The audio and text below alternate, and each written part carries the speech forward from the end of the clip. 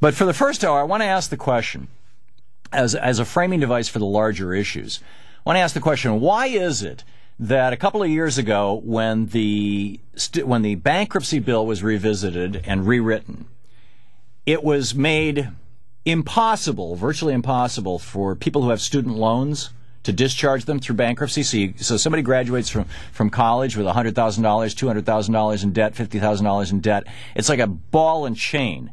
And you say, well, $50,000, you get a $50,000 a year job. Right, well, you get a $50,000 a year job, and after taxes, you're taking home, what, $30,000, $35,000? And on top of that, you've got to pay, the cost of living. And I mean, it doesn't work. How are you going to pay back these loans? This is one of the reasons, and by the way, this is the outcome that the cons wanted. They wanted to destroy the ability of potential Democrats, that would be poor people and working class people, people coming from union households. They wanted to destroy the ability of those people to go to college. Or if they did go to college, they wanted to make sure that they had to go straight into industry. Why? Because one of the peskiest problems that Ronald Reagan had was Ralph Nader and his legion, and Sidney Wolfe, with the who was associated with Nader. He about public safety and health. Ralph Nader about cars and things. All these lawyers, these young idealistic lawyers in the 70s and the 80s, who were coming after the big corporations, suing Ford and suing GM about cars that exploded, Pintos and side saddle GM trucks and things like that. And this was a real problem for a series of administrations. But Ronald Reagan, when he became governor of California, the University of California was free.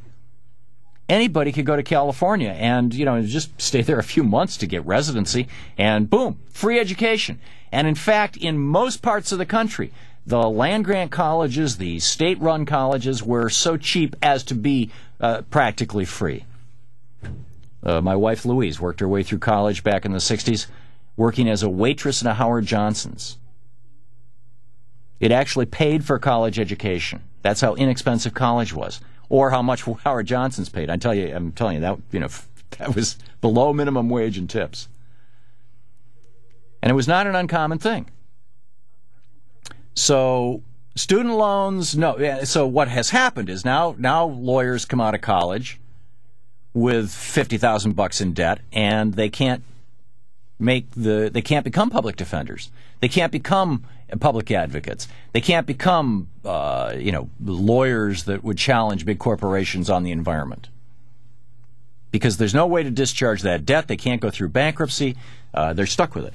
But CIT Group, one of the largest banks in America, the company that funds a lot of small and medium-sized businesses, CIT Group, which got $2.3 billion from you and me, much like students get money for their student loans, although a lot of that goes through private banks so that they can skim some off the top. Obama's trying to fix that, and the Congress is trying to fix that, but nonetheless, CIT takes $2.3 billion from you and me, and then they say, we're just going to declare bankruptcy. We don't have to pay you guys back.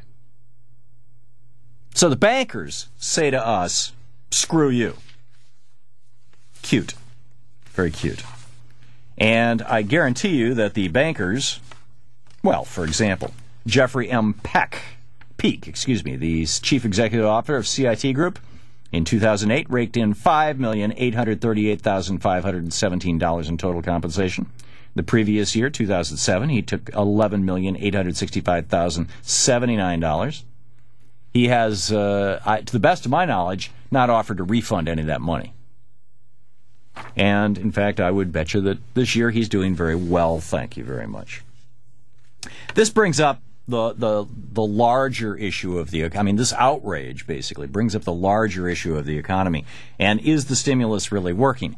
We had a screaming headline in the Oregonian, the statewide newspaper here that's owned by a New York corporation here in Portland, Oregon, on Saturday, that listed the amount of money that Oregon got, $1.something billion, and the number of jobs that were created, a few thousand.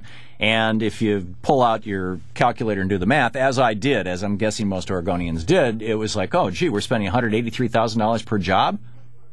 Well, what it didn't mention, conveniently, was that of that stimulus money, first of all, $275 billion out of the $787 billion in a concession of blue dogs and Republicans went to tax cuts.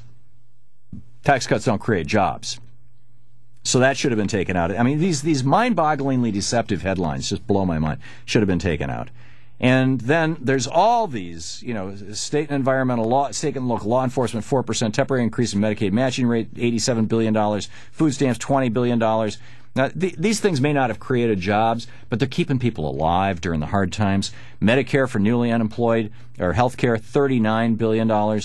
Increased unemployment benefits and job training, $43 billion. Now, that might have arguably created some jobs. Preventative health care, $4.1 billion. Health IT, electronic systems to lower the cost of managing the paperwork associated with health care, $4.1 billion. And on it goes. So it wasn't just a jobs program, like when Roosevelt said, okay, let's put people to work rebuilding our forests. We've got an environmental crisis in the United States. The Dust Bowl is sweeping away our farmland. Let's plant trees to stop the Dust Bowl. So that's not what's happening. So it's a really unfair analogy. And as I said, we will get into that in some more detail in our third hour today. Meanwhile, in the Financial Times today, Andrea Merkel, the headline, Merkel's Bold Gamble, giant headline. And it's about how Angela Merkel, Angela Merkel, the Prime Minister of Germany, was elected on a relatively conservative platform of saving money and not spending money and all this kind of stuff. And instead what she's done is she's gone whole hog. She is doing a Roosevelt-type program. They're passing out money to employers to keep people employed, even if there's not work for them because of the recession, so that those employees still get a paycheck so that they will still buy things. And it's working. But it has some of her conservative former partners really flipped out. And it's also increasing their deficit, which has got some people in Germany flipped out. So it's a fascinating story. And it's a story of how she is allowing pragmatism, what actually works, to be put ahead of ideology. Of this notion that, it's all about the deficit, or we have to have balanced budgets, or it's, to hell with the people. It's the money or the bankers that count. No, that's not how they're doing it in Germany. Although that's how the cons would have it done here. Trust me. We'll be right back.